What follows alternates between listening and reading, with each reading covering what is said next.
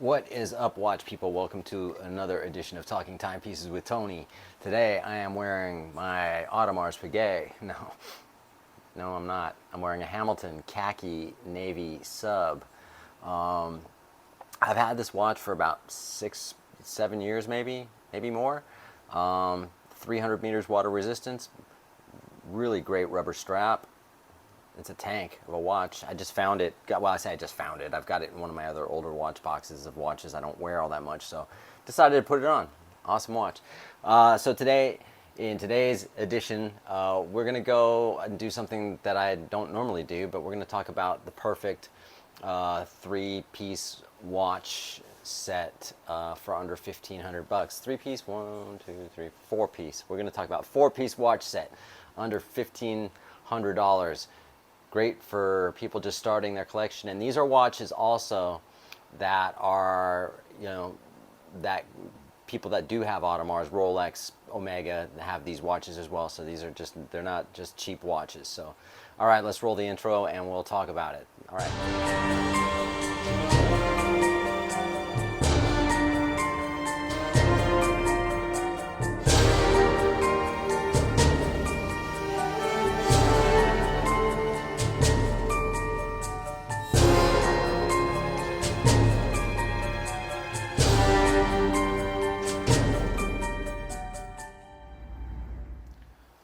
Alrighty, so what we're gonna do is we're gonna just, like I say, talk about a nice four-piece set for your collection, from an everyday wear watch to a diver watch, a beater watch, and a dress sport watch. Not so much just a dress watch, but something that can work for both. So let's start, no particular order of preference. And again, this is all just my opinion. It's not anything.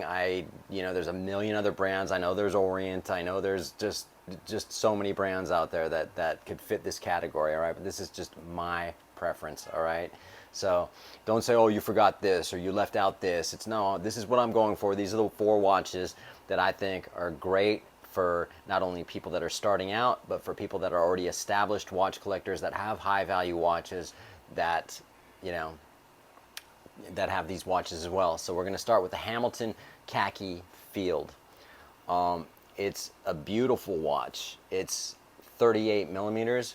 It's polished and brushed stainless steel with a really nice leather strap. It's owned by the Swatch Group, and it has, in this particular one, I believe 80 hours power reserve. The movement is an H10. Which is, again, is like based off of an ETA movement. The Swatch Group owns ETA as well, so they save their movements for that particular the brands within their under their umbrella. Anyone who likes IWC, it's got that kind of flavor, except Hamilton just have their own thing. Sapphire crystal, 50 meters water resistance, and it's a great everyday field watch. Has a 24-hour on the chapter ring, so 1300, 1 o'clock, 1400, 2 p.m. You know what I mean? So it's got military time on there as well, and super reliable. I've probably owned 4 or 5 of these, and I always end up selling them, and or giving them away. I have one on my inbox right now, which I want to purchase. So I'm gonna get another one. This watch retails for around 400 bucks, anywhere from 400 to 450. Now, keep in mind, these are watches that you can just get on Amazon. You don't have to go to an AD. You don't have to wait in a wait list. Just go to Amazon, or you go to your local mall, and you'll find these in your average watch store. So it's a great watch. One of my favorite brands is Hamilton. I love it. I'm actually, of course, wearing one right now. So let's move on to the next one, the Seiko SRPE90. I think, okay. This is a big watch. This is about 47 millimeters. This is a great dive watch. This is a great beater watch. It's 200 meters water resistance, automatic Seiko movement. I'm not sure what the movement is in the watch other than it's Seiko. They're reliable. It has like a Hess-like crystal, plastic crystal, yeah. It's not sapphire, put it that way. And you know, that's just a great watch that, you know, you take it to the beach, take it to the pool, and you know, you don't care. It's got about a 42-hour power reserve, and again, you can go diving with it. If something happens to it, so what? You know, it's a watch. It's $250 and worth every single penny. So that's another good option for your. That's two pieces right there so far. And then after that, another one, which would be a Casio GA2100. I've got a couple of these that I actually painted, and well, I've had a few of them and I've sold them, but I do have two more. This is another great beater watch. It's a Casio G-Shock. It's a 45mm case, so it's kind of big. Let's take a sip of beer because that's an essential part of every Friday night, right?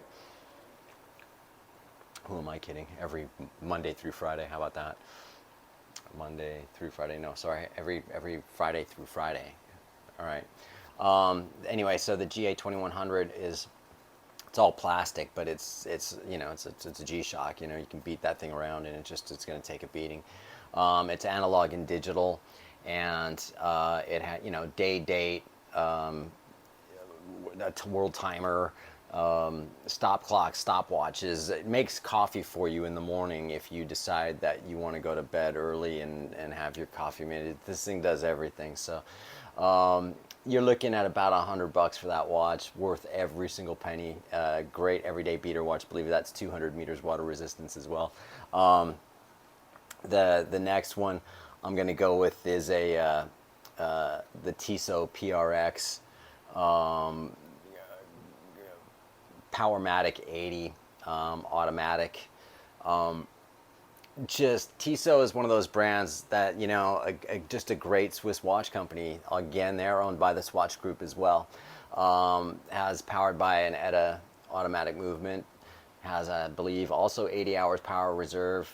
100 meters water resistance. That's where the PRX is. The X stands for 10 bar, 100 meters or whatever. So it's got 100 meters. It's brushed, polished. Now, for people who think this looks like, you know, the Vacheron Constantin Audemars or whatever, the Patek Philippe, keep in mind that the Tissot, this particular model, actually came out in 1978, and they just kind of brought it back in this iteration of it. They have it in quartz. I think everyone should own a quartz watch, no matter what kind of watch collection you have. And in fact, I have a Tissot PRX right here. So this is, I bought this about 1.5 years ago. It has a beautiful sunray dial. It's a 40mm case, you know, tonneau shape, integrated bracelet. And the cool thing is with this, whether you go for the Powermatic with the automatic, or again the quartz, you can't go wrong. The quartz is about $300, maybe a little bit more, and it's just such a nice watch. You're not going to get anything out of this by looking at this video as far as how this bracelet is. It's brushed and polished, but when you take it out into the sun, just the polished parts just pop and it glows. I mean, it's awesome. It's a super comfortable bracelet, ridiculously for the price. I'm telling you, it's just a really good. I mean, just look at how it's going through my fingers. It's like butter. It's a great bracelet. Sunray blue dial that just pops also. You have a polished bezel, brushed case, a double deploying sort of butterfly clasp. Let me put it on the wrist so you can see it. Take the Hamilton off and put this thing on the wrist. I think this is just a beautiful watch, you know. I mean, I love the Vacheron Constantin. What is it, the 99? Is that what it is? I could be wrong. Correct me if I'm wrong. But for a Vacheron, there's a few other models I would get before I would get the version that's you know, that looks like this. So for, you know, you're looking at about $300 for this. For the Powermatic 80, you're looking at between $550, $600. So total, you're looking at about, if you add it all up with all the watches, you're looking at about $1,450, and you've got a pretty seriously killer watch collection. So on that note, I'm going to take another, beautiful. And that's all I got to say about that. I just again, I always do that whole like and subscribe, yay, hit the notification bell. I appreciate everyone who watches my videos. I appreciate everyone who's commenting, anyone who's sharing, any of that. I do appreciate it. You know, it's like I'm a small channel, but I have no bias on anything, so I'm not selling anything and I don't get anything out of this, you know, so other than it's just me trying to let you guys know about watches, and you already know about watches, so why the hell do I have a channel? So I'm probably just going to cancel it. I'm just kidding.